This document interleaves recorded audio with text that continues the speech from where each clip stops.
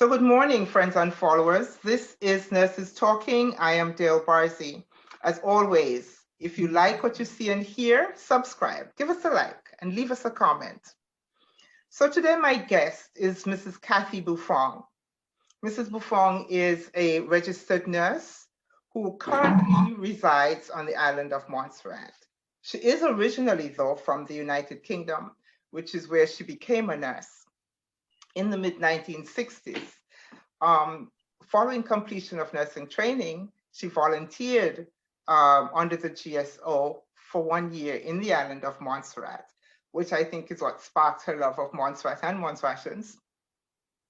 After her volunteer stint, she went back to England, became worked as a staff nurse and a sister in London, and then returned to Montserrat in 1968. There she worked in the hospital, and then she worked in the district, or in the community as we know it. She worked in the community for several years before becoming a nutrition officer. She's also a health educator, and included in that health education is information regarding HIV and AIDS. She's hosted radio programs focusing on nutrition and health, and she's written many pamphlets and news articles for such publications as the local newspaper and for Caribbean Week. And she's also written 4 books on the volcanic experience in Montserrat. So welcome, Mrs. Buffon. Thank you, Dale. How are you? I'm pretty good, thanks. Well, let me start by saying thank you very much for agreeing to spend some time with us today.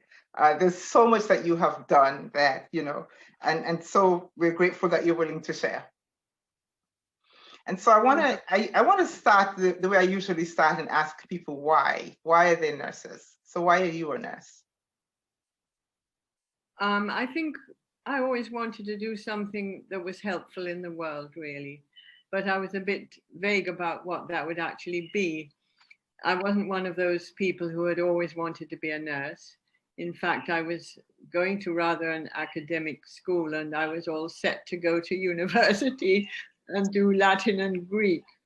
But what use would that have been? So quite late, quite late, I decided on nursing. And it was quite a radical change. My teachers probably felt I should have stayed and got studied, but nursing was what I decided I wanted to do. And I've never regretted it. It changed my life, really. Okay, excellent, excellent. So I see, though, that after you became a nurse, you volunteered. Well, I joined an organization called GSO, similar to VSO, which is more familiar to people, I think. That's voluntary service overseas. Mine was called graduate service overseas. And I went to Montserrat. I arranged to go to Montserrat for a year at the hospital. And at the time, did you even know anything about Montserrat? Not much, because in those days there was no internet and not all this online stuff. So you couldn't, and even in the libraries it didn't have much on Montserrat. I think my mother got a little small book about this size, about that size, or smaller, and it had probably about 10 pages, and that was all the information we got about Montserrat. So what was the biggest surprise for you when you got there? I think I had an open mind as to what I would meet. I wasn't expecting anything in particular. It was an adventure, and I think at that age you're kind of willing to go, you could say, into the unknown, really. Yes. Yeah. And I started working at the hospital pretty soon after I arrived, probably the next day, and just took it on from there. The next day? It didn't even give you an opportunity to breathe, huh? So probably had the first day to be sort of familiarized and stuff like that. Yeah. Okay. So having gotten to having coming, coming straight from England as a brand new nurse, um, into a place like Montserrat in the 1960s. I'm not even talking about just the moving from one country to another, but moving from one kind of work environment to another. What were the biggest challenges there? Well, we were at the old Glendon Hospital, um, which was what was the hospital in those days. It was a little quieter than what I was used to. Yeah. There was probably less equipment and maybe fewer extra grades of members of staff. And the nurses were highly motivated, and I think that made a difference. Okay. But yes, it was different. We had to wash the bandages and stuff like that. And but it was okay. Okay. And I understand that in your year they kind of drafted you into doing some education as well. Yes, and I hadn't really expected that, so I had to send back for some books and information. In those days, as I said before, there was no internet, so you couldn't just quickly go and remind yourself about this or that. But because I had been trained just only a few years ago, I think, well, I had just done in fact, I had completed my nurses training and my midwifery training. And then I think I went straight after that. So I was kind of, training was fresh in my mind. So it was okay. I was able to catch on, and I think some of the nurses had been waiting a few years to complete. They'd started their training and then it had been paused for a few years. So okay. Okay. So was that because there was no educator? No, I think there was no tutor. There was no tutor at that time. And when I came back and started work again, I was doing nursing lectures for a while until they had a tutor on training. And when she came back, she was a tutor. Okay. Okay. All right. So, in fact, she's still on the island, Reverend Florence Daly. She was a nursing tutor. She was the tutor who came back. Yes. Okay. All right. So, in order to become a nurse in England at that time, were there any special requirements? What were the requirements? Well, I had A levels, which was, I think, at the hospital where I trained, which was the Middlesex Hospital in London, central London. I think a third of the nurses had A levels. I can't remember if it was a requirement, but it was preferable. But that was the case. I don't think that was the case nationally. Each hospital probably had their own requirement of the national requirements. But definitely GCE O levels, which would be the equivalent of GCSE or CXE now. Have been required, but I think A levels were probably added by certain hospitals. Not sure about that one. All right, so coming back to, so you volunteered in Montserrat, went back to England, came back to Montserrat, and coming back to Montserrat, you worked in the hospital for a while. And then you went to the district. Yes, I did. What pulled you to the district? Well, the district that I went to, Kinsale District, just south of Plymouth, it hadn't actually had a district nurse before. They had a clinic had been recently built, and they needed a district nurse. And I thought that would be the ideal opportunity for me, because with a family and with children, the hours were more flexible, and it helped quite a lot. And I just thought it would be nice to get into the community and see what was going on in the community, really. So that to me means in the community, then you had an opportunity to do a lot more education and that kind of thing, yes? Yes, and especially one-to-one education or small group education. Uh-huh. In the district, we did home visits for the elderly. We did a lot of work from the clinic, daily dressings, dealing with minor ailments, Yeah, yeah. antenatal clinic and postnatal clinic. That's for the pregnant mothers and the mothers who'd had their babies. Child health clinic, very important, or child welfare clinic, as they used to call it in those days, when we did weigh the babies and children up to 5 years old, actually, although the older ones, we went to the school to do it. And gave them they got their immunizations whenever they were due.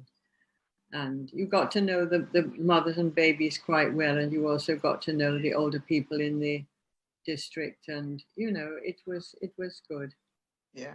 So I see that as quite an autonomous kind of position, because how often was there a doctor there?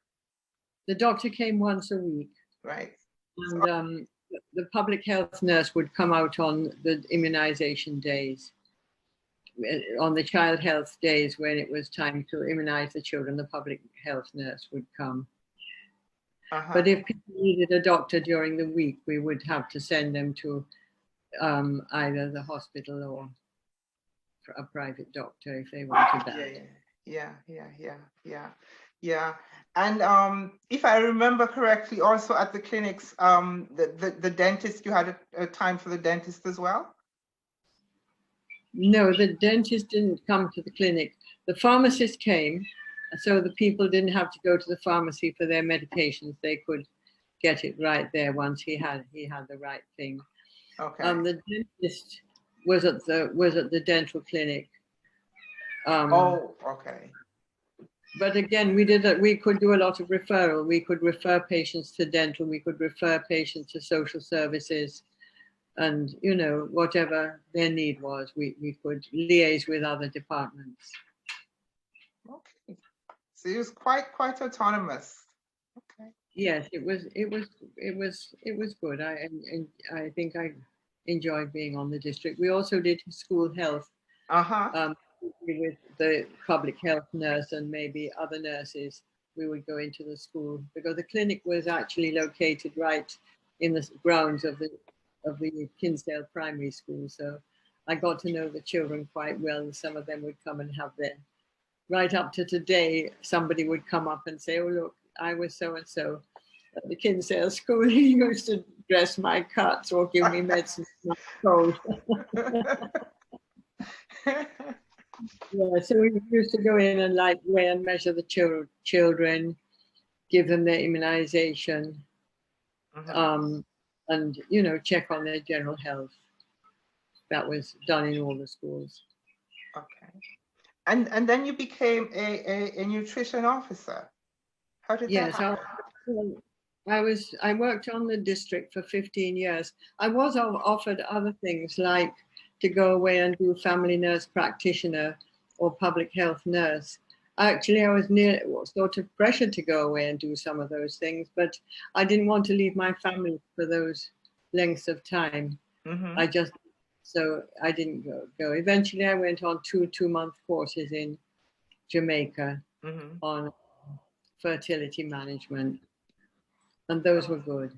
Okay. But to go on anything longer, like a year, it was just out of the question for me. But when I've been there 15 years, I was offered the post of nutrition officer, although I wasn't actually qualified in nutrition, but probably nobody was free. Nobody qualified. We had qualified people, but they probably weren't free to do it at that time. So I took that up, and I think I enjoyed that quite a lot too. Okay. I did work to make sure I was up to date on nutrition and stuff like that. Yeah. And I think I got a lot of support from the other nurses and the community and stuff like that. Okay. When I was nutrition officer, I would do diet counseling individually, and did a few group sessions at the clinics as well. And I was also supposed to coordinate the school lunch, so I would go out to the central place where the ladies prepared the school lunch to send out to schools, and I would go out to the schools. I would do like different schools each week, and go out to the schools and liaise with the head teacher and the lady who served the school lunch to make sure that everything was going okay.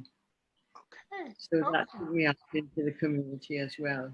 And I also did a few student nurses lectures on nutrition. And again, I did make sure to do my homework to make sure I had all the facts at my fingertips. And also, I was sent to Antigua for 2 weeks early on from the clinical point of view and the nutritional point of view in hospital, which I wasn't so familiar with.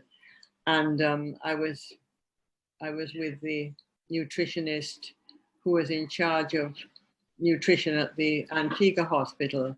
She was the one that I was working with, and she was very supportive.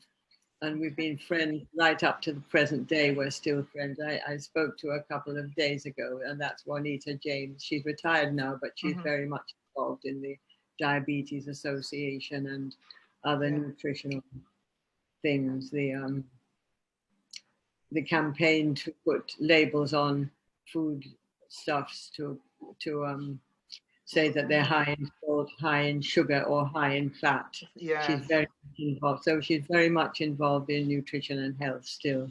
But that was a good 2 weeks, which helped to prepare me also for the job. Awesome. And I guess it did, because then you became, was this after that you became health educator? Yes, well, I retired in 95, just before the volcano started. And after retirement, I was called back to work in the district, and also to do, and also to be acting health educator in health promotion. So I was doing health promotion on and off in those early years of the volcano as well. And I enjoyed health promotion. And then eventually I worked in health promotion for about 5 years as a retired person. And I did a lot of different things in health promotion. And again, I wouldn't have got into neither nutrition nor health promotion if I had not been a nurse and had that nursing background. So that nursing background that I had, it really spurred me on to reach out to do these other things. And I think it also gives me an understanding of what's going on in nursing, because it's still health related. Health promotion, I did a weekly radio program, Talking Health, and that's still going now. We have a permanent health promotion officer who is very, very good, Penny Maloney, and she does Talking Health. It's a weekly program when we interview different people, either in the health field or health related, so that the public would know what's going on. It's a 1 hour program. And I forgot to say, when I was on the district, I was also asked to do a radio program when I came back from one of these courses, and I'd never been on the radio, but I took it on. And that really, I think the course in Jamaica on fertility management, which was to do with a lot with health education, that really spurred me on to be able to reach out to people on the radio, because before that I had never been on the radio. But I did health focus for a couple of years. That was just 15 minutes, but again, it was an interview with different health people. Right. So, going on these short workshops and things. And when I was nutrition officer, every year they used to have a meeting with all the nutritionists from the Caribbean, in the Caribbean, in the English-speaking Caribbean, and those were very helpful to me, very helpful indeed. And CFNI also produced a lot of leaflets, nutrition posters that I was able to put in all the schools and the clinics. and a lot of educational materials. And it was very, very helpful having Caribbean Food and Nutrition Institute, CFNI, behind me. And now they're all combined in one with other health institutes of Caribbean. They're all together in the Caribbean Public Health Agency, CARFA, which I think are doing a great job, especially with this COVID virus and everything and the testing. Okay. But in terms of and they do have nutrition in there, but in terms of the total nutrition, it was great having CFNI behind me when I was nutrition officer. Okay. Okay. And, when I look back at those short workshops or conferences that they had, when I think back, I've been very lucky throughout the years, ever since even when I was a nurse, a district nurse, to go on workshops, whether it was family planning, nutrition, public health, immunization, whatever health topic in different islands like Barbados, Dominica. I even went to a nursing conference in Martinique once, Jamaica, Trinidad, Antigua.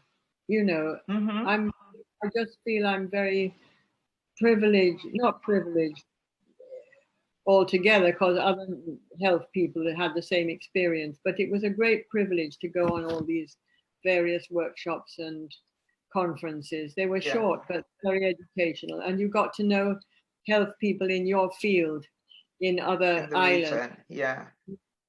So that was a very, very good aspect of all the way through, really. Okay, excellent. And I see also as a health educator, you did some work on HIV/AIDS. Yes, I did. Well, that was separate from when I was health educator. Okay. A special project run by the Red Cross, and I was asked to do these sessions on HIV/AIDS awareness and education in the workplace, HIV in the workplace. Okay. And it go to different workplaces and talk to whoever, all the staff, about HIV and AIDS. And that was a good experience. The Red Cross organized it, and they were very supportive. They provided some snacks at the end, so I guess that encouraged people to stay for the session.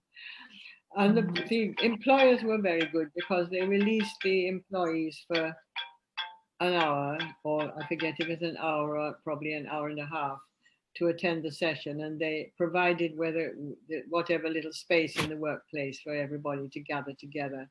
So there was great support from the employers as well as the staff, and people appreciated them. And in those days, flip charts, we didn't have all this PowerPoint and things that we have now. Flip charts were the education method, and I think I was quite good at that.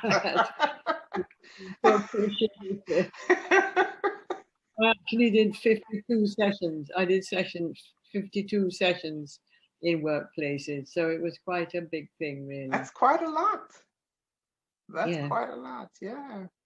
Wow. Yeah. And so I see that this all took you into writing stuff. Yes, I started with health articles in the local newspaper. Actually, I started with some family planning articles, and again, that was for a special project. And when that was, and then in the meantime, I wrote occasional articles on local events like concerts or flower show, exhibition, cultural events, whatever it was that was going on. Even the festival we have in December. The parades, the costume parades with the children and the adults and all of that. I wrote lots of articles locally eventually on those kinds of topics. And but it all started with health articles, and the health articles wouldn't have come about if I hadn't actually been originally in the nursing field. Yes, yes. And then when volcanoes, and then I started writing for Caribbean Week, which is a regional newspaper. Again, I sent in health articles, and they had a little column for that. And I also did other cultural events and stuff like that. Anything I thought would be of interest to the region, I did. And then when the volcano started, I thought, well, no, they didn't seem to have much on the volcano. So let me start writing about the volcano and how it affected people locally. So every week I used to write an updated article about what was going on, whether people had to move, people in shelters, whatever the case may be. It wasn't just about the volcano itself. It was about the volcanic experience. Yes, How indeed. the volcano affect people locally. And then when the end of the year came and the volcano was still going, I thought, let me put the articles together in a book. So that was my first Volcano Book 1. I didn't expect it to be book 1 then, because we thought the volcano might be settling down after a year, but now here we are, and it's still potentially active, although it's been quiet for a few years. So, and then I continued with the next year, and I continued for the first 5 years, putting these articles together and, well, rewriting, doing connecting things or putting in the parts that I hadn't covered in articles so it would be more complete. So in the end, I had 4 volcano books. And I also, so I continued writing for Caribbean Week until they eventually gave up. I guess, I don't know if they had financial problems or what, but they stopped. And then I wrote occasional articles for Caribbean Net News, which was an online newspaper. But those were, yes, I did health articles as well, but as well as local events and stuff like that. But I don't do any writing now. I've sort of put it aside for a while. Well, it seems to be quite a lot of writing that you did anyway. 4 books, articles, online articles. That's quite extensive. Yes, I did a lot of writing in my time. With all that you do, what do you do to relax? I'm involved in the family business, so I'm quite busy still, really. Mm-hmm. But I do relax at times, and I have the grandchildren at weekends sometimes, which is good. Mm-hmm.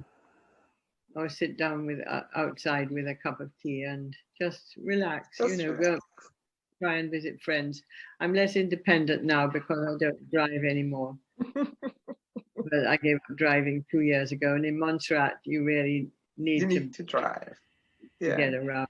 So. Yeah. What would you like to see? What is your vision for nurses and nursing in Montserrat, if I remember correctly? Well, I think that my vision for nurses and nursing and healthcare generally goes way back.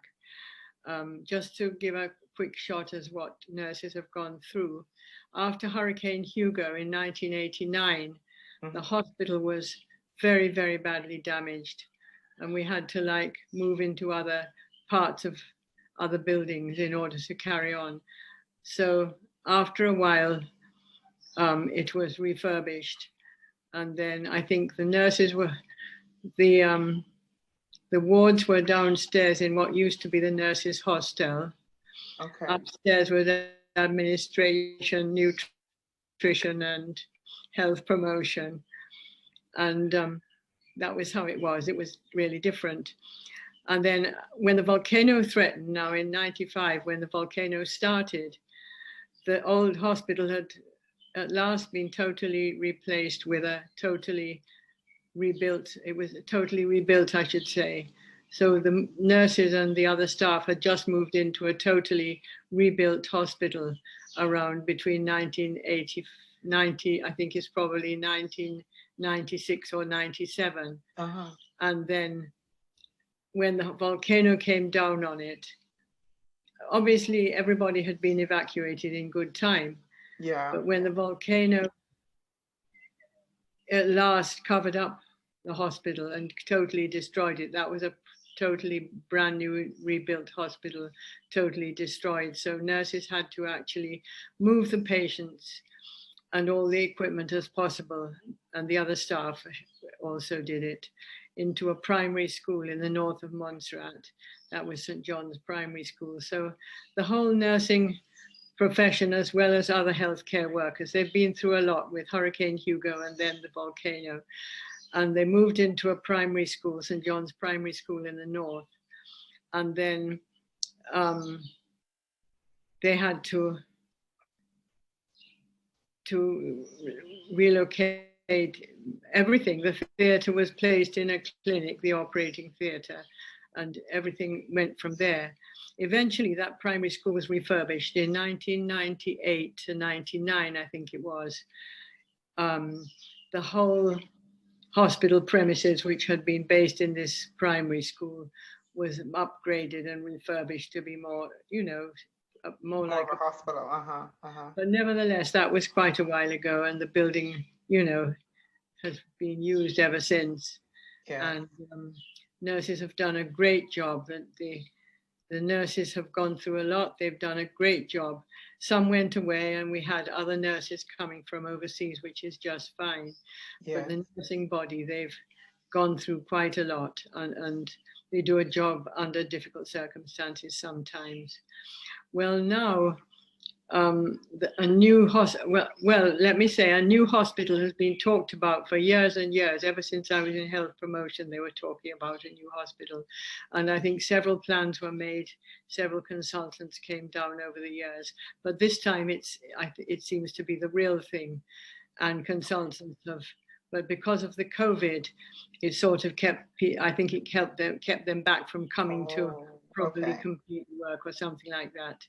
But now they say I think they've got to choose the final plan, and then after that the building will start. So my vision really for nursing and healthcare and nurses is to have a new hospital to move into. It's been talked about so much in the past. Yes. I think it'll really make a difference.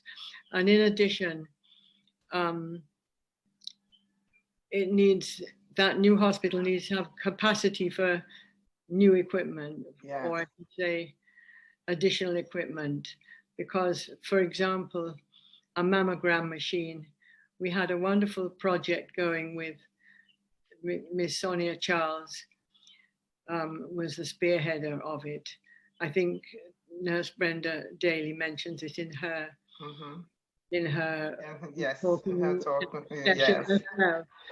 And she's actually raising funds to get a mammogram machine and a CT scanner, amongst other equipment that we really, really need. My daughter Ingrid Buffon, who's a doctor, is also very, very passionate about the need for a CT machine, because when the patients come in, maybe with a query stroke or whatever it is, they have to go to Antigua, and somebody needs to go with them. And then when they come back themselves and the other person have got to quarantine, or maybe they have to stay in Antigua, and, you know, it's quite expensive up there. So I'm sure.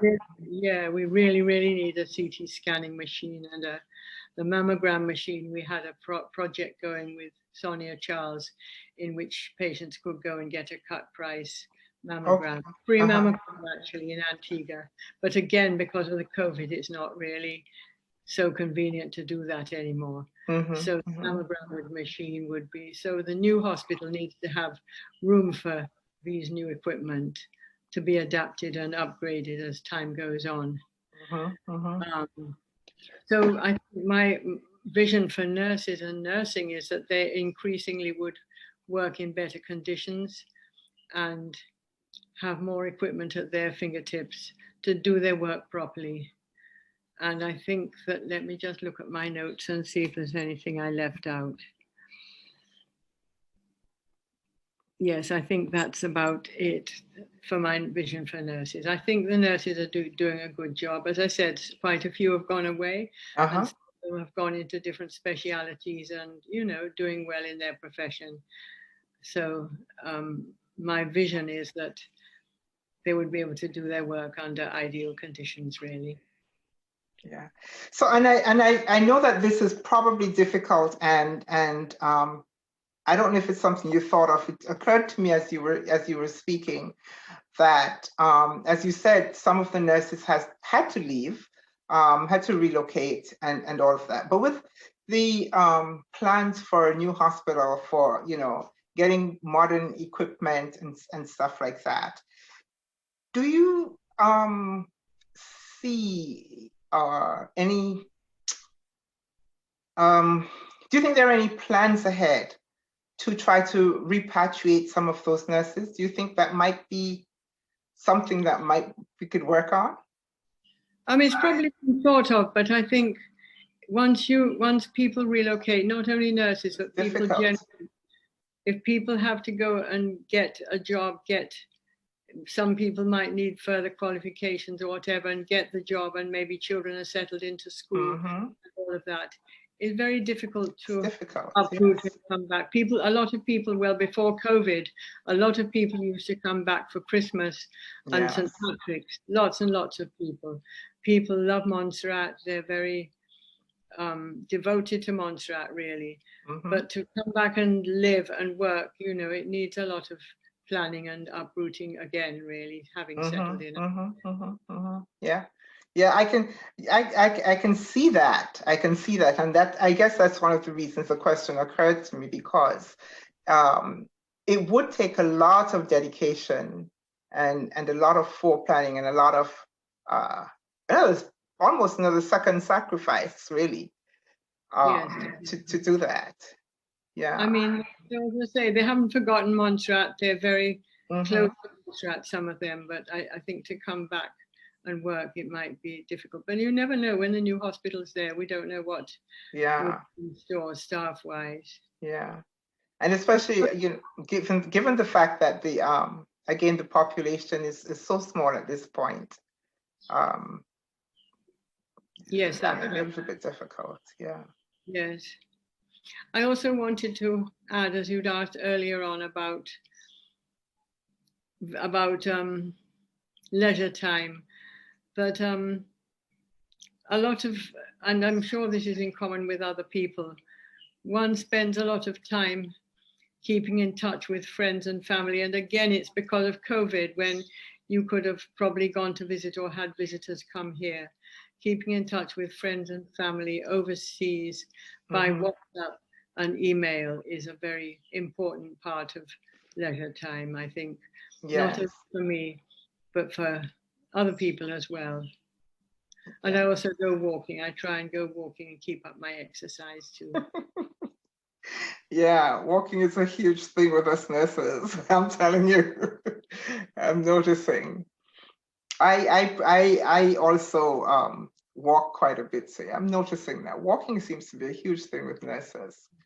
Or I'm not sure if it's actually just nurses or because I'm just talking to nurses, but as I was saying to someone, 9 out of every 10 nurses, when I ask them what they do, I tell them they're walking. Either the first or second thing on that list is walking, which is always a good thing.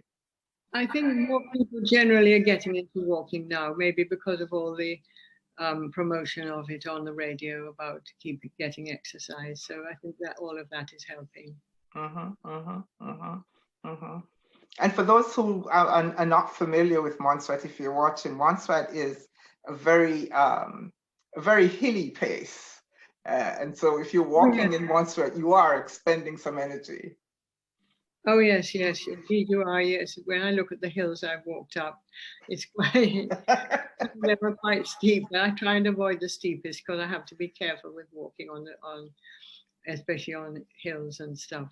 And then when I look on my phone to see how many steps I've done, it tells me, but it also tells me that I've done 0 flights of stairs. But I think for all the hills that are there, they could include that in the They most certainly could include. Yeah. So you know what, we have talked a lot in this particular conversation. COVID has come up quite a bit. So quick question, if you know, again, and again, I ask this recognizing that you're not in the forefront of this any longer, but do you see people responding, I don't want to use the word appropriate, but how are people responding to it? Because in general, Montserrat being so small and not being the easiest person to get to can be seen as being cut off. And then in addition to that, now we have these restrictions. So how are people responding to it, do you think?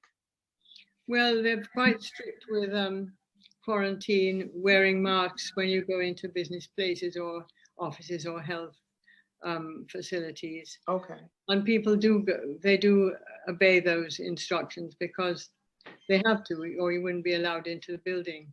Okay. Okay. Social distancing is a lot of lip service is paid to it, and lots of people do it. But I think that in the evenings, probably some people forget about the social distancing. But there's a lot of promotion of COVID prevention on the radio. You might have gathered that radio is our main source of information locally, and there's a lot of there's no excuse for anyone not to know, but to follow it is still something else. But and in terms of coming in, only certain people are allowed in, categories of people I should say are allowed in, and the 2 weeks quarantine is very strictly enforced. Okay. So I think all that helps because as we speak, there's 0 cases at the moment. Yeah, yeah. It's the track record is actually. When we look at other islands or other countries, we know that it can, it can happen. So we can't let our guard down, really. Yeah, yeah. But the ministers are on the radio quite often talking about it, and quite a few people have been vaccinated as well, including myself and my husband. Good. Excellent. But I would just to appeal to people to take the vaccine because there's quite a few people in Montserrat who, especially the younger ones, who are still refusing to take the vaccine. So there's still a lot, and there's a lot of publicity about it. A lot of publicity encouraging people to come, but some people are slow to respond. So we have to hope for the best with that. Okay. So quick question. Speaking of the vaccine, are you having the one of the 2 dose or 1 dose? 2 dose. Okay. Yeah, we have both our doses. Yeah. All right. Well, I have to say, as I look at it, Montserrat can be quite proud of the the track record with COVID because I know that it's small and all of that and probably a little bit isolated, but still. It's done quite well in terms of, from what I can see, in terms of keeping it at bay. So. Yes, I think so, compared to some other countries. Yeah. Yes. Not really let our guard down. Yeah. Yes, indeed. So that's awesome. I really feel quite proud of that. So, Mr. Buffon, thank you so much. I really do appreciate it. I can't express to you how much I do appreciate it, but I do. So thank you very, very much. Okay, you're welcome, and thank you too. Have a good day. You too. Okay, bye-bye. Bye.